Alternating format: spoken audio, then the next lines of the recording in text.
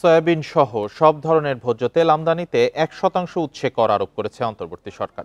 এতদিন এক্ষেত্রে কোনো উৎসে কর ছিল না। বান্ডেল থাকলে প্রতি সেনমানিতে টাকা বাঁচবে।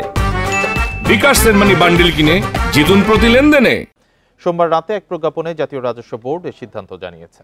প্রজ্ঞাপনে বলা হয়, পরিশোধিত ও অপরিশোধিত সয়াবিন, ভ্যাট নিবন্ধিত ভোজ্য তেল পরিশোধন শিল্পের মাধ্যমে আমদানি করা অপরিশোধিত ভোজ্য তেল, সানফ্লাওয়ার বীজ ও তেল এবং ভুট্টার তেল আমদানিতে উৎসে কর ১% নির্ধারণ করা হলো।